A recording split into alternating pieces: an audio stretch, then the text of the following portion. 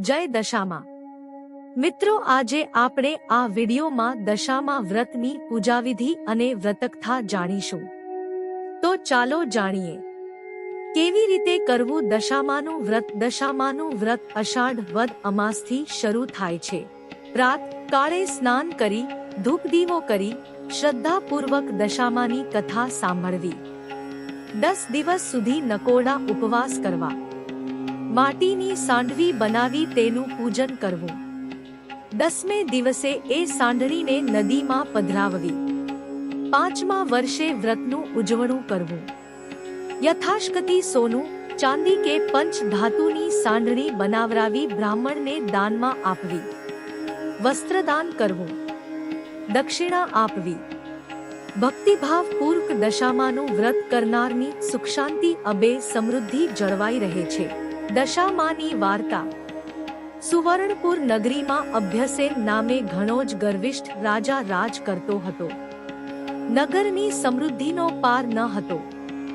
રાજાની ગુણિયલ, સંસ્કારી અને અતિ સુશીલ તથા રૂપવતી રાણીનું નામ અનંગસેના હતું. રાણી ઘણી જ નમ્ર અને ધર્મિષ્ઠ હતી. એ ઘણીવાર રાજાને અહંકાર ન કરવા સમજાવતી, પણ રાજા એની વાત કદી ન સાંભળતો. એક દિવસ રાજમહેલના ઝરૂખે બેઠેલી રાણી નદીના કિનારે સ્ત્રીઓને વ્રત કરતી જોઈ. તેથી રાણીએ કુતૂહલવશ થઈ તરત દાસીને આજ્ઞા આપી કે નદી કિનારે સોળે શણગાર સજીને ટોળે બેસેલી સ્ત્રીઓ શું કરે છે એ જાણી લાવ. દાસી દોડતી દોડતી સ્ત્રીઓ પાસે ગઈ અને પૂછવા લાગી કે તમે બધા શું કરો છો? ત્યારે એક સ્ત્રીએ જવાબ આપતા કહ્યું, અમે દશામાનું વ્રત કરીએ છીએ. આ વ્રતની વિધિ એવી છે કે સૂત્રના 10 તાર લઈ 10 ગાંઠ વાળવી. ગાંઠે ગાંઠે કંકુના ચાંદલા કરવા. ત્યારબાદ સ્ત્રીએ વ્રત ક્યારે કરવું, કેવી રીતે કરવું વગેરે જણાવ્યું. દાસીએ મહેલમાં આવીને રાણીને બધી વાત કરી. ધાર્મિક સ્વભાવની રાણીને પણ આ વ્રત કરવાની ઈચ્છા થઈ. મનથી વ્રત કરવાનું નક્કી કર્યું. એણે રાજાને આ વાત જણાવી તો અહંકારી રાજાને ના પાડી દીધી અને કહ્યું, આ વ્રત તો ગરીબ ગુરખા માટે છે, આરે તોઘણી સાહેબી છે. ધન દોલત, નોકર ચાકર, બાગ બગીચા, રાજપાટ બધું છે, માટે આ વ્રત કરવાનું જ છોડી દે. રાજાના અભિમાન ભર્યા વચન સાંભળીને રાણીનું દિલ દુભાયું. એ જાણતી હતી કે ગમે તેવી સમજાવટ છતાં અભિમાની રાજા એકનો બે થવાનો નથી. રાજાએ અહંકાર, ગર્વ અને અભિમાનમાં ચકચૂર થઈને દશામા વ્રતનું અપમાન કર્યું. તેથી દશામાના ક્રોધનો પાર ન રહ્યો. માએ રાજાના સપનામાં આવીને એક જ શબ્દ કહ્યો, પડું છું. બીજા જ દિવસે પડોશી રાજા લાવ લશ્કર સાથે ચઢી આવ્યો. આવા અંધાર્યા હુમલાથી રાજા અભ્યસિંહ ગભરાયો. જીવ બચાવવા માટે રાણી અને બંને કુંવરોને લઈને જંગલના રસ્તે ભાગ્યો.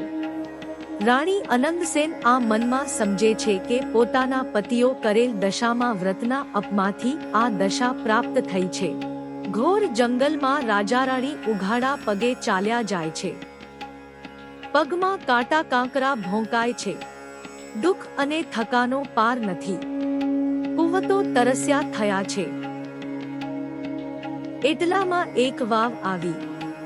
રાજા પાણી લેવા માટે વાવમાં ઉતર્યો તો દશામાએ અદૃશ્ય રહીને બંને કુંવરોને ખેંચી લીધા.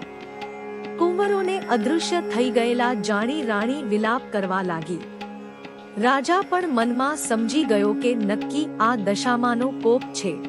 એ રાણીએ આશ્વાસન આપતા સમજાવે છે કે જેણે આપ્યા એણે લઈ લીધા, હવે એ જ આપશે.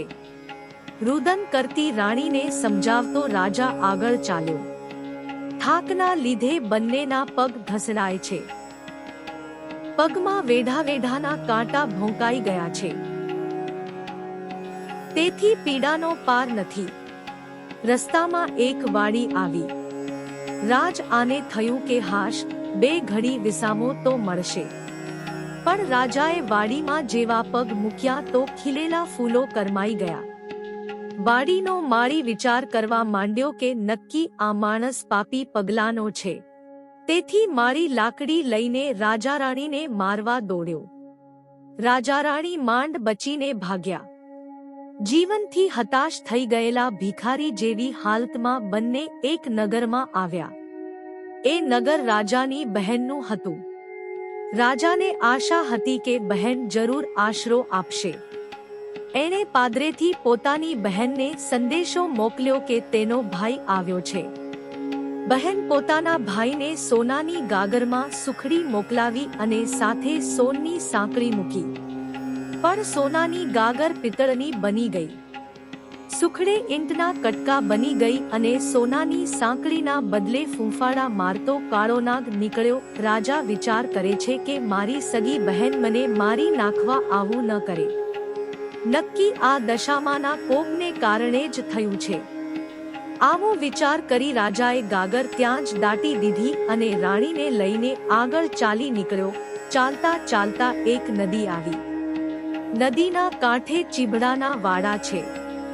રાજા બે હાથ જોડીને વાડાના માલિકને કરગરવા લાગ્યો કે ભાઈ, 7 દિવસના ભૂખ્યા છીએ, દયા કરીને એક ચીબડું આપ. ખેડૂતને દયા કરીને એક ચીબડું આપ્યું. રાજાએ નક્કી કર્યું કે આગળ જઈને થોડો વિશ્રામ કર્યા પછી ચીબડું ખાવું અને ભૂખ સમાવવી. પૂર્વે બન્યું એવું કે એ ગામના રાજાનો કુંવર 2 દિવસ પહેલા રીસીને ભાગી ગયો હતો. સિપાઈઓ કુંવરની શોધમાં નીકળ્યા હતા. દશામાના કોપના કારણે રાજાના હાથમાં જે ચીબડું હતું એ કુંવરનું માથું બની ગયું. આ માથા પર નજર પડતા જ સિપાઈઓએ દોડીને રાજાને અભ્યસેન પકડી લીધો. દોરડાથી બાંધીને લાતો મારતા નગરમાં લઈ ગયા. નગરના રાજા બધી વાત કરી. રાજાએ પોતાના કુંવરની હત્યા કરવા બદલ અભ્યસેનને કાળ કોટડીનો હુકમ આપી બંદીખાનામાં નાખી દીધો. રાજા વગર વાંકે કેદ થયો. તેથી રાણી અનંગસેના પર દુઃખનો પહાડ તૂટી પડ્યો. એ રોજ જંગલમાં જતી, લાકડાનો ભારો લઈ આવતી. એ વેચીને જે પૈસ મળે એમાંથી પેટનો ખાડો પૂરતી. આમ દિવસો પર દિવસો પસાર થવા લાગ્યા. અષાઢ મહિનો આવ્યો. અનંગસેનાએ અષાઢની અમાસે એટલે કે દિવાસના દિવસે દશામાનું વ્રત શરૂ કર્યું. દશામા વ્રતના 10 દિવસ નકોડા ઉપવાસ કર્યા અને માની ભક્તિ કરી. રાણી અનંગસેનાની અપાર ભક્તિ જોઈ દશામાનો કોપ સમી ગયો. માએ રાણીને આશીર્વાદ આપતા કહ્યું કે કાલે તને તારો પતિ પાછો મળશે. એ જ રાત્રે દશામાએ નગરના રાજાને સ્વપ્નમાં જઈ આદેશ આપ્યો કે તે નિર્દોષ માણસને કેદમાં પૂર્યો છે. તારો કુંવર તો એના મોસાળમાં લીલાલહેર કરે છે, સવારે પાછો આવી જશે. સવાર પડતા જ દશામાની કૃપાથી કુંવર પાછો આવી ગયો. રાજાએ જાતે જઈને અભ્યસેનને બંદીખાનામાંથી મુક્ત કરી ક્ષમા માંગી. એટલું જ નહીં, ખૂબ ધન પણ આપ્યું. રાજારાણી રથમાં બેસીને સુરવણપુર આવવા નીકળ્યા. રસ્તામાં બહેનનું નગર આવ્યું. રાજાની પેલી ગાગર સોનાની બની ગઈ હતી. ગાગરમાં સોનાની સાંકળ અને સુખડી હતી. એટલામાં બહેન પણ આવી. આગ્રહ કરીને ભાઈ ભાભીને ઘેર લઈ ગઈ. 2 દિવસ રોકાઈને રાજારાણી આગળ ચાલ્યા. રસ્તામાં વાવ આવી. જોયું તો વાવના કાંઠે દશામાં વૃદ્ધ ડોશીનું રૂપ ધારણ કરીને ઊભા છે. બંને કુંવરો એમની આંગળી પકડીને ઊભા છે. રાજારાણી તરત માતાજીને ઓળખી ગયા અને લાકડીની જેમ માના પગમાં પડ્યા.